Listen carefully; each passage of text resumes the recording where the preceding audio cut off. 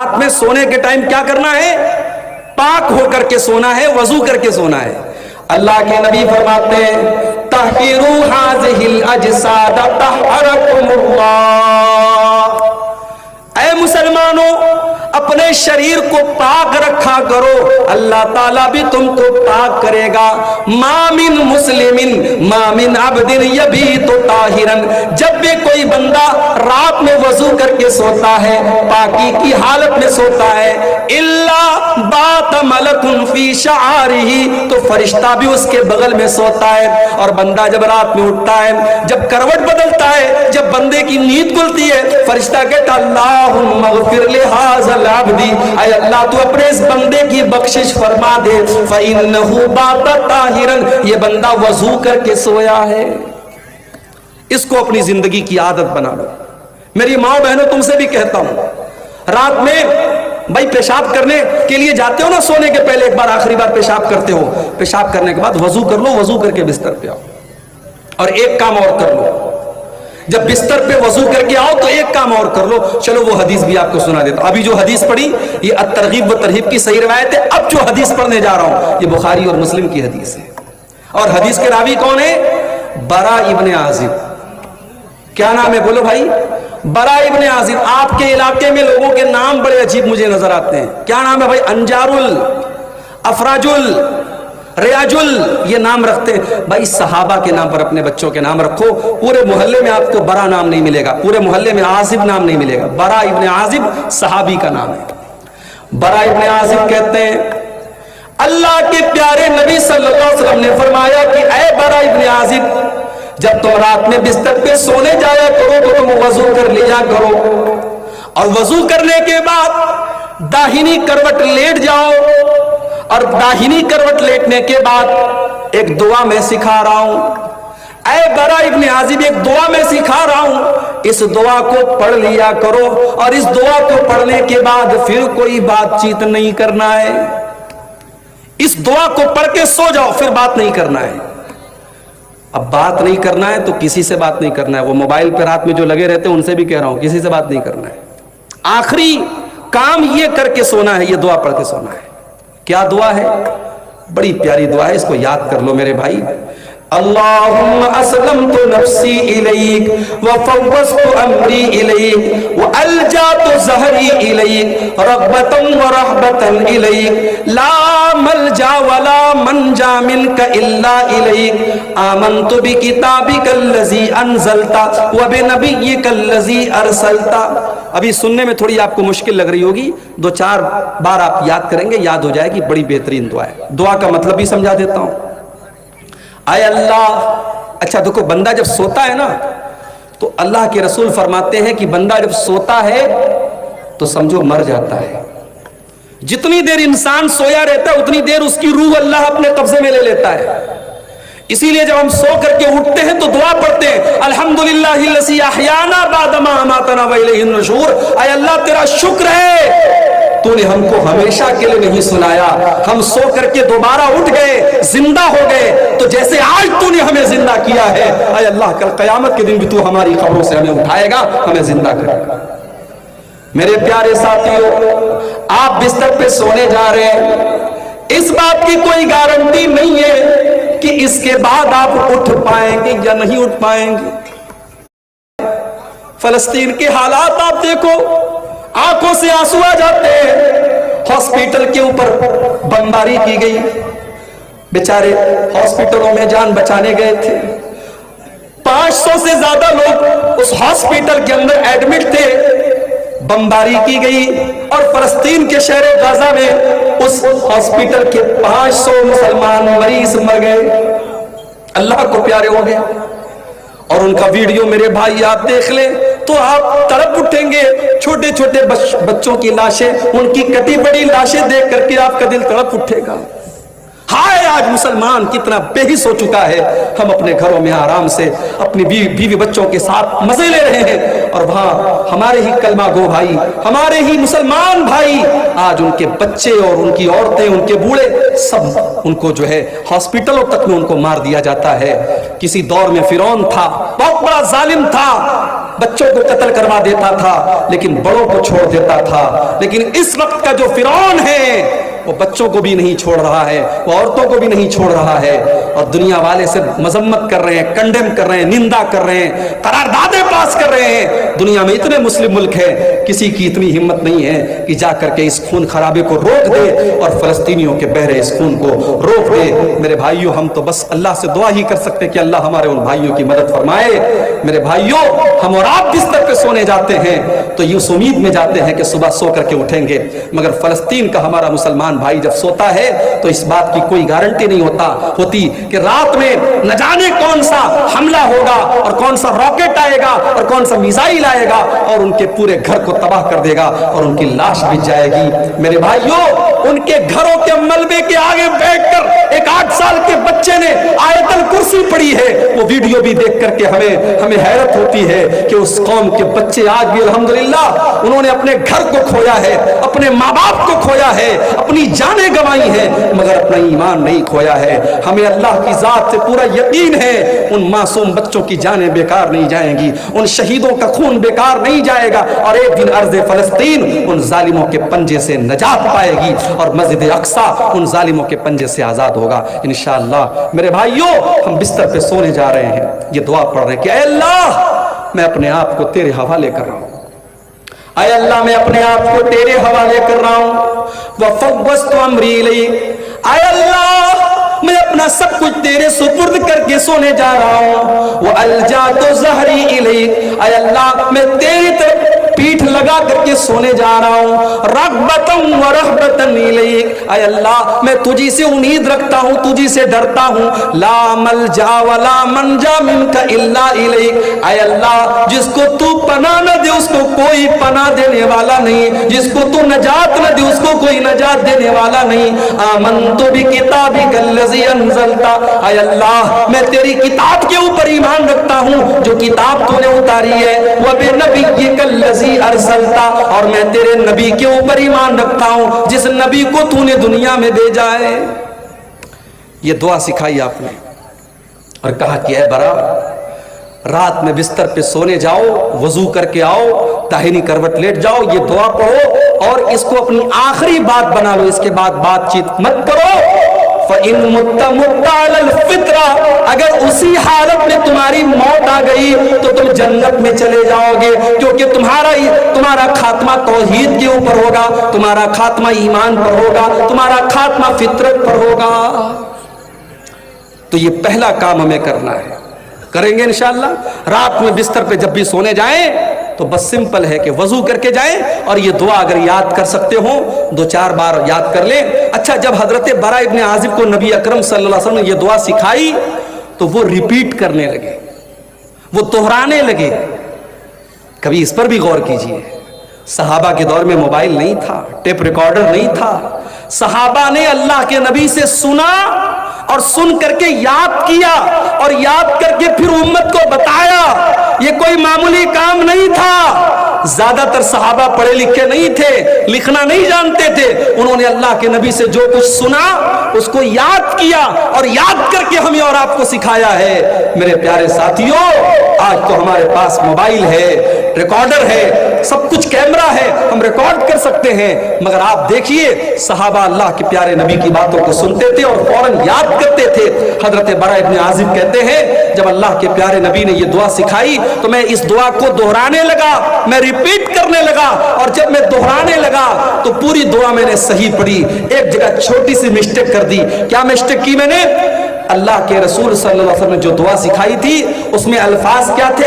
وَبِنَبِيِّكَ الَّذِي أَرْسَلْتَ, نبی کی جگہ رسول کا لفظ میرے منہ سے نکل گیا اور میں نے کہا وَبِرَسُولِكَ الَّذِي أَرْسَلْتَ. اتنا سننا تھا. اللہ کے پیارے نبی نے کہا اے برا, خبردار, جو الفاظ میں نے سکھائے ہیں وہی الفاظ تمہیں پڑھنا ہے. پتہ یہ چلا کہ ہمیں دعا میں بھی اپنی مرضی سے اضافہ نہیں کرنا ہے. ہمیں دعا بھی وہی پڑھنا ہے جو پیارے نبی نے سکھائی ہے.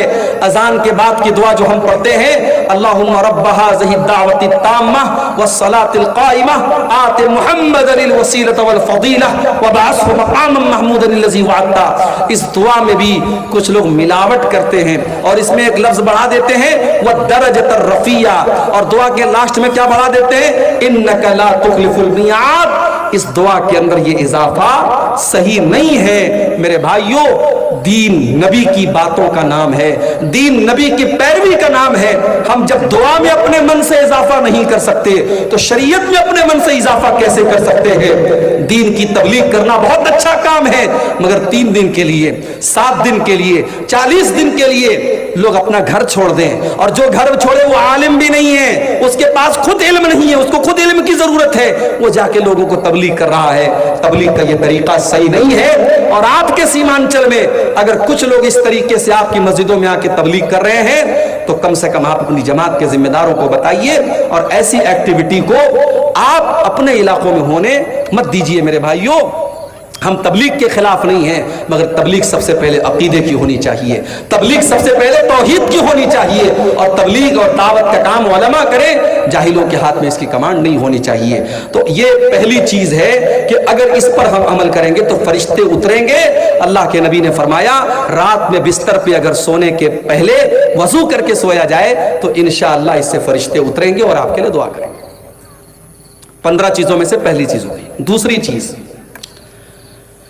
جہاں پر لوگ بیٹھ کر کے اللہ تعالیٰ کا ذکر کر رہے ہیں, مثال کے طور پر یہ جلسہ ہو رہا ہے, یہ تقریر ہو رہی ہے, اور عشاء کی نماز کے بعد سے لے کر کے ابھی تک یہاں پہ اللہ تعالیٰ کی باتیں ہو رہی ہیں, اللہ کا ذکر ہو رہا ہے. ایسی مجلسوں میں, ایسے جلسوں میں, ایسے پنڈالوں میں اللہ کے فرشتے تلاش کرتے رہتے ہیں. اللہ کے پیارے نبی فرماتے ہیں, صحیح مسلم کی روایت ہے, ان للہ ملائکۃ سیاحین یلتمسون اہل الذکر. اللہ تعالیٰ کے کچھ فرشتے ایسے ہیں جو تلاش کرتے رہتے ہیں کہاں پر لوگ اللہ تعالیٰ کا ذکر کر رہے ہیں, کہاں پر اللہ تعالیٰ کی باتیں ہو رہی ہیں. جب ان کو ایسی کوئی مجلس نظر آتی ہے, ایسی کوئی جگہ نظر آتی ہے, فرشتے آپس میں کہتے ہیں ہلموا الی حاجتکم, دیکھو یہاں پر ہمارے مطلب کا کام ہو رہا ہے, یہاں پہ قرآن بیان ہو رہا ہے, یہاں پہ حدیث بیان ہو رہی ہے, یہاں پہ اللہ اور اس کے رسول کی باتیں ہو رہی ہیں. پھر فرشتے اس مجلس کو اپنے پروں سے گھیر لیتے ہیں, اس مجلس میں فرشتے اس مجلس کو گھیر لیتے ہیں. اس کے بعد جب یہ فرشتے اللہ تعالیٰ کے پاس جاتے ہیں, اللہ تعالیٰ پوچھتا ہے, اے میرے فرشتوں, تم نے میرے بندوں کو کس حال میں پایا, میرے بندے کیا کر رہے تھے؟ فرشتے جواب دیتے ہیں, اللہ یمجدونک ویحمدونک ویکبرونک. اے اللہ, تیرے بندے تیری بڑائی بیان کر رہے تھے, تیری بزرگی بیان کر رہے تھے, تیری تکبیر بیان کر رہے تھے. اے اللہ, تیرے بندے تیرا نام لے رہے تھے. پھر اللہ پوچھتا ہے, فرشتوں کیا میرے بندوں نے مجھے دیکھا ہے؟ فرشتے کہتے نہیں ہے اللہ, تجھے دیکھا تو نہیں ہے. کہا ہے فرشتوں, اگر میرے بندوں نے مجھے دیکھا ہوتا تب کیا کرتے؟ کہا ہے اللہ, تیرا اور نام لیتے, تیرا اور ذکر کرتے, تیری اور بڑائی بیان کرتے. پھر اللہ پوچھتا ہے, اچھا میرے بندے کچھ مانگ رہے تھے؟ کہا ہے اللہ, جنت مانگ رہے تھے. اللہ پوچھتا ہے, میرے فرشتوں کیا میرے بندوں نے جنت دیکھی ہے؟ فرشتے کہتے نہیں ہے اللہ, جنت دیکھی تو نہیں ہے. کہا اگر جنت دیکھ لیتے تو کیا کرتے؟ کہا اگر جنت دیکھ لیتے تو اے اللہ اور زیادہ جنت کا سوال کرتے, اور زیادہ جنت میں جانے کی کوشش کرتے. پھر اللہ پوچھتا ہے کہ اے فرشتوں, کیا میرے بندے کسی چیز سے میری پناہ بھی مانگ رہے تھے؟ فرشتے کہتے ہاں اے اللہ, وہ تیری پناہ مانگ رہے تھے. کہا کس چیز سے پناہ مانگ رہے تھے؟ کہا جہنم سے پناہ مانگ رہے تھے. اللہ پوچھتا ہے, کیا میرے بندوں نے جہنم دیکھی ہے؟ فرشتے کہتے نہیں ہے اللہ, جہنم دیکھی تو نہیں ہے. کہا اگر جہنم دیکھ لیں گے تو کیا ہوگا؟ کہا اللہ, جہنم سے اور زیادہ بھاگیں گے, اور زیادہ دور ہو جائیں گے, اور زیادہ بچنے کی کوشش کریں گے. اللہ فرماتا ہے میرے فرشتوں گوارو, جب میرے بندے میرا نام لے رہے ہیں، میرا ذکر کر رہے ہیں، مجھ سے جنت کا سوال کر رہے ہیں، جہنم سے پناہ مانگ رہے ہیں، اے فرشتوں میں تم کو گواہ بنا کے کہتا ہوں، میں نے اپنے ان بندوں کو معاف کر دیا، میں نے ان کو بخش دیا، ان کو جنت کا حقدار بنا دیا۔ فرشتے کہتے ہیں اللہ، ان میں ایک آدمی ایسا بھی تھا جو تیرا ذکر کرنے کے لیے نہیں بیٹھا تھا، جو قرآن و حدیث کی باتوں کو سننے کے لیے نہیں بیٹھا تھا، وہ تو گزر رہا تھا، وہ تو وہاں سے جا رہا تھا، دیکھا یا قرآن و حدیث کی باتیں ہو رہی ہیں، اللہ کا ذکر ہو رہا ہے، وہ بھی بیٹھ گیا۔ اے اللہ تعالیٰ، کیا اس کی بھی بخشش ہو جائے گی؟ کیا اس کو بھی تو معاف کر دے گا؟ اللہ تعالیٰ فرماتا ہے ہم الجلساء لا یشقی بہم جلیسہم، اے میرے فرشتوں، یہ وہ مجلس ہے جہاں پر جو بیٹھ گیا وہ بیٹھ گیا، یہاں پہ کوئی بد نصیب نہیں ہے، یہاں پہ میں سب کی مغفرت کر دوں گا، جو پہلے سے بیٹھا تھا اس کو بھی معاف کر دوں گا، جو کسی اور کام سے آیا تھا اور بیٹھ کر کے سننے لگا میں اس کو بھی بخش دوں گا۔ اللہ اکبر۔ تو یہ دوسرا کام کرو۔ آج کل بڑی تقریریں ہو رہی ہیں آپ کے علاقے میں، ابھی کل جو ہے سون برسا میں میری پروگرام ہے، وہاں بھی میرا خطاب ہے، پھر 22 تاریخ کو چرخی میں پروگرام ہے، وہاں پر بھی مجھے خطاب کرنا ہے، 23 تاریخ کو ہتی دیارہ کیا نام ہے وہاں پر بھی پروگرام ہے، ہتھیا دیارہ وہاں پر بھی ہے۔ تو قریب میں 8-10 کلومیٹر کی رینج میں بہت سارے پروگرام ہو رہے ہیں۔ اب ہمارے بہت سارے بھائی کہتے ہیں یار ہاں کل 28 کو حاجی پور میں ہے، اور اسی طریقے سے کئی ایک پروگرام ہے آپ کے علاقے میں۔ اب بہت سارے لوگ کہتے ہیں ارے مولوی صاحب کتنی تقریر سنے گا آدمی؟ بھائی کیا پتا، جنات گزر رہے تھے، اللہ کے نبی قرآن پڑھ رہے تھے، جنات نے سنا اور ایمان لے آئے۔ کبھی کبھی کوئی ایک تقریر، کوئی ایک بات ہمارے دل کی دنیا بدل سکتی ہے میرے بھائی، اس لیے تقریروں میں جاؤ۔ اور یہ چندے کے پروگرام ہوتے ہیں، اللہ نے آپ کو مال دیا ہے، قبرستان کا آج کے جلسے میں قبرستان کے لیے چندہ ہو رہا ہے، کہیں اور مدرسے کے لیے ہوتا ہے، آپ جائیں گے، جو بھی اللہ تعالیٰ نے حیثیت دی، 1000 5000 10,000 1 لاکھ جو بھی آپ دے سکتے ہیں دیں گے، وہ الگ آپ کو ثواب ملے گا۔ اس لیے میرے بھائیوں، دینی مجلسوں میں جانے سے بھی اللہ تعالیٰ کے فرشتوں کی رحمت ہمیں ملتی ہے۔ تو یہ 2 چیزیں ہو گئی۔ نمبر 3، قرآن کریم کی تلاوت کرنے سے بھی فرشتے اترتے ہیں۔ دلیل کیا ہے؟ دلیل بخاری اور مسلم کی حدیث ہے، اللہ کے پیارے نبی صلی اللہ علیہ وسلم کے ایک صحابی ہیں، نام ان کا کیا تھا؟ اسید ابن حضیر۔ اسید بڑا پیارا نام ہے۔ اسید کا مطلب سمجھتے ہو؟ شیر کا بچہ، شیر کا بچہ پیدا ہو یہ نام رکھو، پیارا نام ہے اسید ابن حضیر۔ قرآن پڑھ رہے تھے سورہ بقرہ، اور ان کا معصوم بچہ یحییٰ وہیں پر بیٹھا ہوا تھا، اور ایک گھوڑا کھونٹے سے بندھا ہوا تھا۔ حضرت اسید ابن حضیر رضی اللہ تعالیٰ عنہ سورہ بقرہ کی تلاوت کرنے لگے، گھوڑا بدکنے لگا، گھوڑا بھاگنے لگا، یہ چپ ہو جاتے، گھوڑا چپ ہو جاتا، گھوڑا رک جاتا، یہ قرآن پڑھنے لگتے، گھوڑا پھر سے بے چین ہونے لگتا۔ حضرت حسین کہتے میں ڈر گیا، کہیں گھوڑا میرے بچے کو کچل نہ دے، میرا بچہ وہیں پر تھا۔ میں نے جلدی سے بچے کو اٹھایا، اور پھر میں نے گھوڑے کے اوپر آسمان میں دیکھا، میں نے دیکھا کہ ایک بہت بڑی بدلی نظر آ رہی ہے، ایک بہت بڑی آسمان میں بدلی نظر آ رہی ہے جس میں روشنیاں چمک رہی ہیں۔ مجھے بات سمجھ میں نہیں آئی۔ جب صبح ہوئی میں نے اللہ کے پیارے نبی جناب محمد رسول اللہ صلی اللہ علیہ وسلم کو یہ واقعہ سنایا۔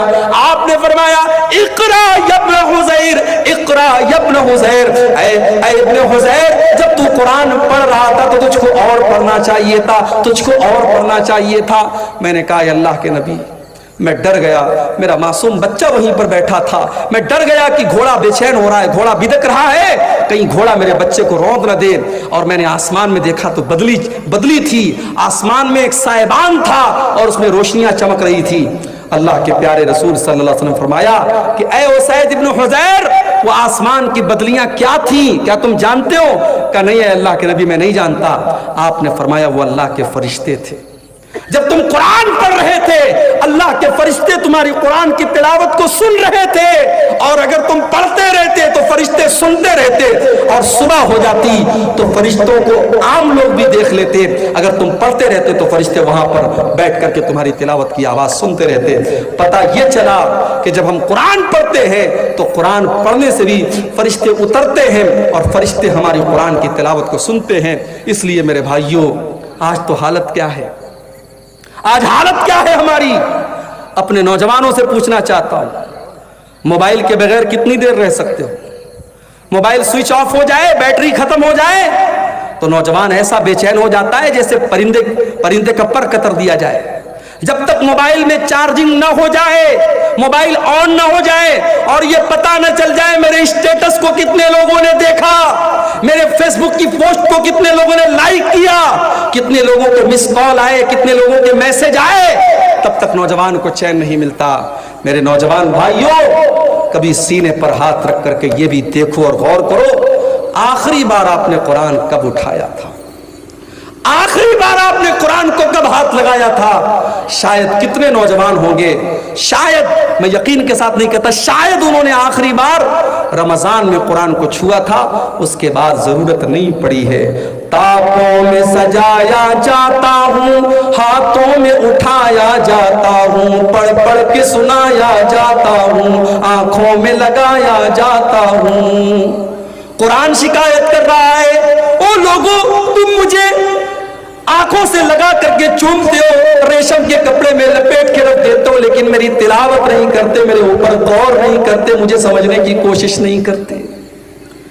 میرے پیارے ساتھیوں، آپ کا کوئی دوست آپ کو میسج کرے اور آپ موبائل میں اس کے میسج کو اگنور کر دیں، اس کے میسج کو نظر انداز کر دیں، آپ کا دوست آپ سے ناراض ہو جائے گا، تو نے میرے میسج کو دیکھ کر کے کیوں اگنور کر دیا؟ یہ قرآن بھی تو اللہ تعالیٰ کا میسج ہے، یہ قرآن بھی تو اللہ تعالیٰ کا پیغام ہے۔ ہمارے گھر میں قرآن رکھا ہوا ہے، میری ماں بہنوں، میرے بھائیوں، ہم 5 منٹ بھی 24 گھنٹے میں قرآن کے لیے نہیں نکالتے۔ کتنے بڑے ظالم ہیں ہم۔ دوسروں کو ظالم بعد میں کہو، پہلے یہ سوچو ہم کتنے بڑے ظالم ہیں، قرآن کے ساتھ ہم نے کتنی ناانصافی کی ہے۔ قرآن پڑھا کرو میرے بھائی، قرآن پڑھنے سے نیکی بھی ملے گی، برکت بھی ملے گی۔ ابھی پرسوں جمعہ کا دن ہے، جمعہ کے دن تھوڑا سا ٹائم نکالو، 15 منٹ 20 منٹ میں سورہ کہف پڑھ لو۔ اللہ کے پیارے حبیب فرماتے ہیں، جو جمعہ کے دن سورہ کہف پڑھتا ہے، اگلے جمعہ تک اللہ تعالیٰ اس کو ایک نور عطا کرتا ہے، ایک روشنی عطا کرتا ہے۔ بھائی 15 منٹ قرآن پڑھو، ایک ہفتے کے لیے آپ کو برکت ملے گی، اللہ کی طرف سے نور ملے گا، اور کیا چاہیے؟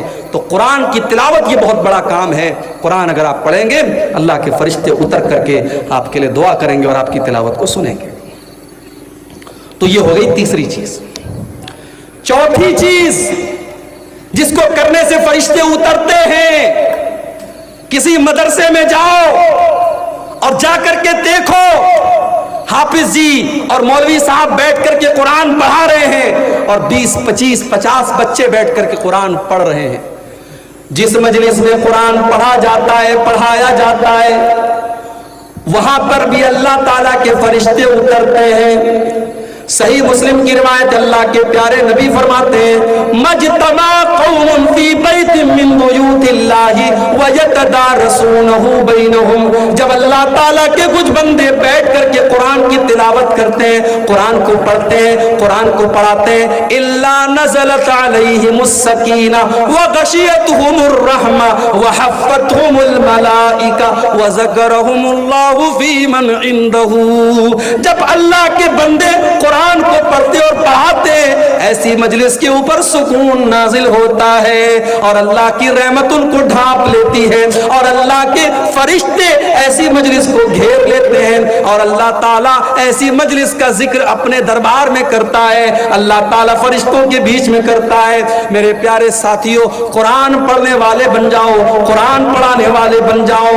آج سائنس پڑھانے والے ٹیچر اور سائنس پڑھانے والے ٹیوشن پڑھانے والے کی سیلری 2000 ہے، اور انگلش پڑھانے والے کو 5000 دیا جا رہا ہے، اور قرآن پڑھنے والے مولوی کو 500 روپیہ دینے کے لیے لوگ تیار نہیں ہیں۔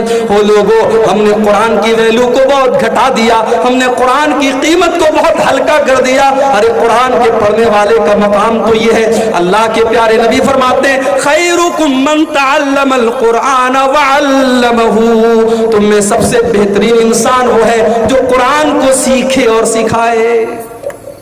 قرآن کو سیکھنے اور سکھانے والے کو کبھی حقیر مت جانو۔ مدرسے کے یہ بچے بڑی قربانی کے بعد حافظ اور عالم بنتے ہیں۔ بھائی عزت دار اور خوددار صرف آپ نہیں ہیں، وہ بچے بھی ہیں۔ باپ کا لاڈلا ہے، وہ مدرسے میں آیا ہے، بہت سارے مدرسے و مطبخ کا انتظام نہیں ہے، گاؤں میں جاگیر بندی ہوئی ہے، بچہ ٹفن لیتا ہے گھر گھر فقیروں کی طرح گھر گھر ٹفن میں لے جا کے کھانا لیتا ہے۔ کیا بچے کا دل اندر سے نہیں کہتا یہ تو کیا کر رہا ہے؟ مگر باپ نے بھیجا ہے کہ تجھے آنا ہے تو قرآن کا حافظ بن کے آنا ہے، عالم بن کے آنا ہے۔ اپنی غیرت اور خودداری کو قربان کر کے وہ بچہ میرے بھائیوں گھروں سے جا کے جاگیر لاتا ہے۔